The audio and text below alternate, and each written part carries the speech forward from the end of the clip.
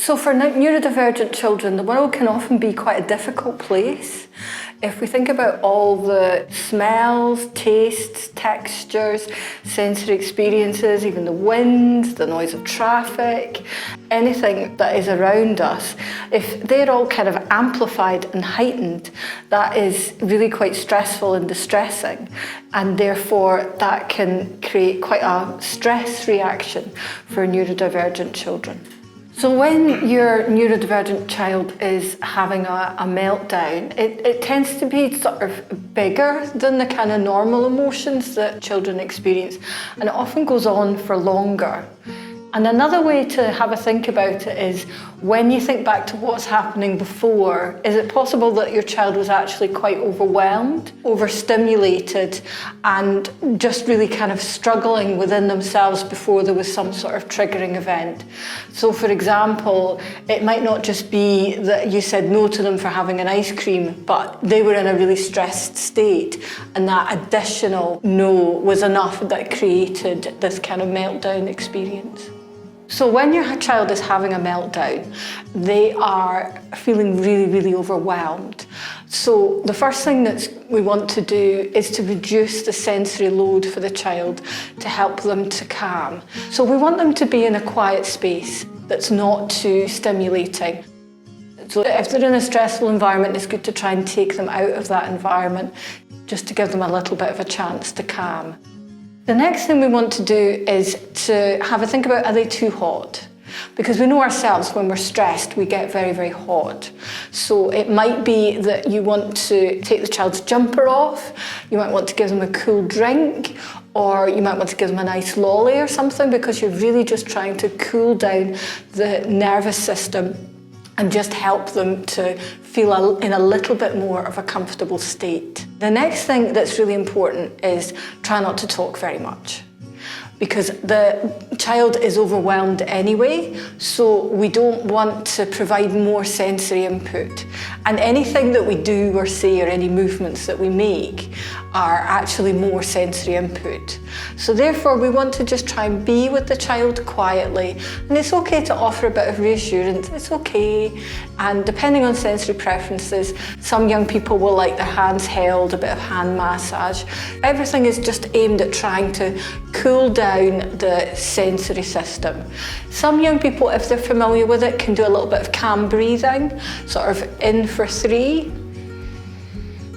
out for 3. And doing that a few times, or some people do it to the space of like 1 Mississippi in, 1 Mississippi out. The idea is just trying to help the child's whole system just to calm down. It's important to remember that it actually takes quite a long time for a child to calm back down when they've been in a very stressed state. We call it the arousal curve. They go up, and at this very heightened state, it takes quite a long time to go back down again. And so we need to give a child time so that they can feel calm again. And usually your child will show you when they're ready to engage, and then it's about being available to them. They might want to go for a walk, or they might want to do a kind of quiet, calm activity like a story or something, just as a transitional thing to help them to gather themselves again. Once you realise your child's calm, you can ask them, do they want to go back into the situation that was stressful, or do they want to just go home? Because sometimes children and young people want to re-engage, or re-engage in a different way that's a bit, you can help them and scaffold them. And sometimes they'll just say, no, I've had enough, I'm done. And either is fine. When your child's having a meltdown, their brain is completely overwhelmed. All the space has been taken up. So they've got no space for you to speak, and for them to listen, and for them to process. So what is really important is just to kind of reassure the child, I'm here, you're okay, and just provide comforting and grounding statements. And if they like touch, you can maybe hold their hand to offer a bit of reassurance. But now is not the time to be asking your child questions. They're not going to be able to process them, and really you don't want to be speaking very much at all, because their child can't take it in and they can't process it. So we really want to try and support neurodivergent young people so that they don't need to have meltdowns, because a meltdown is a horrible, horrible state. It's really not nice for the young person to experience. So we want to do our kind of planning in ahead so that the young person is less likely to experience what is essentially quite traumatic to have a meltdown, you know, where your whole system is just not coping. So some of the things that we can do is about preparing in advance. So if we do the same things every day following a routine, that reduces the kind of sensory load and makes life easier to cope with. So having, you know, the same thing for breakfast, following a predictable routine in the morning, same activities after school, just helps the brain to have less to process, and there's less chance of your child experiencing anxiety because they're not doing unfamiliar things.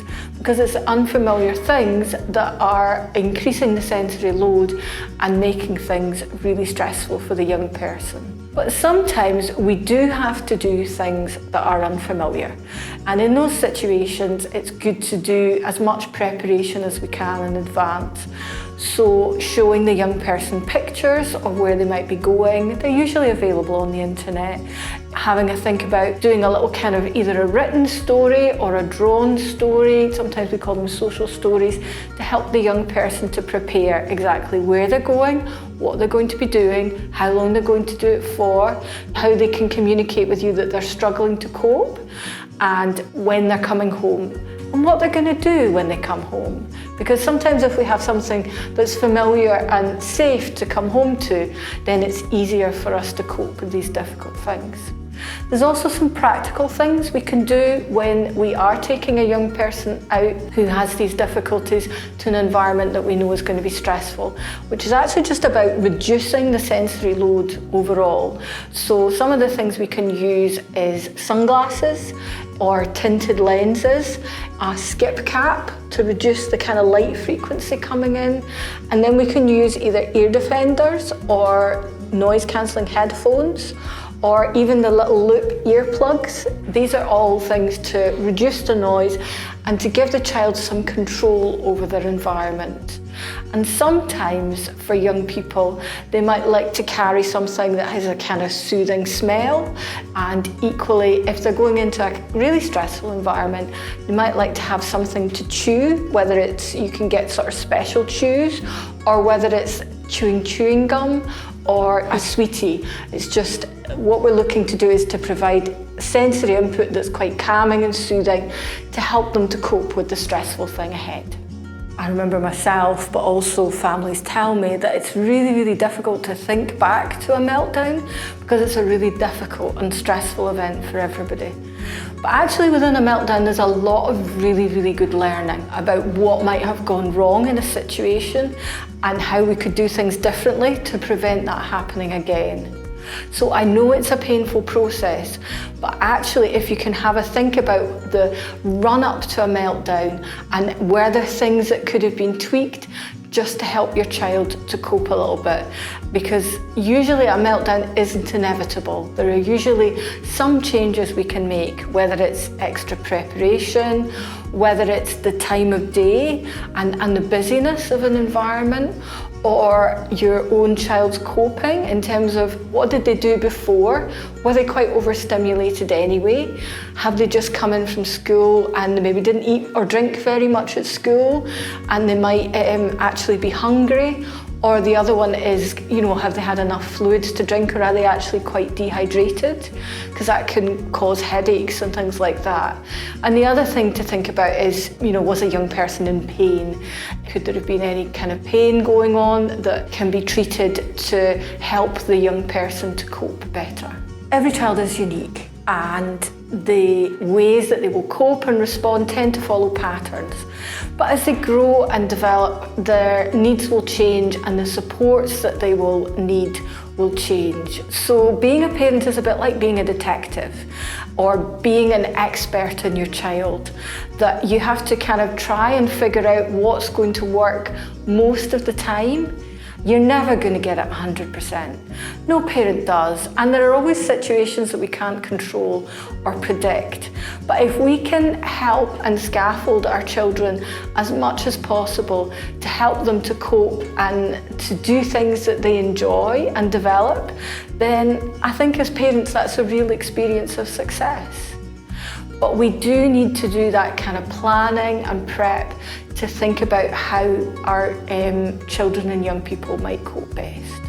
Parent Club has lots of different resources to help you have a think about what might help your child, and also what might help your child at different ages as they grow and develop. For more information and help and advice, you can go to parentclub.scot.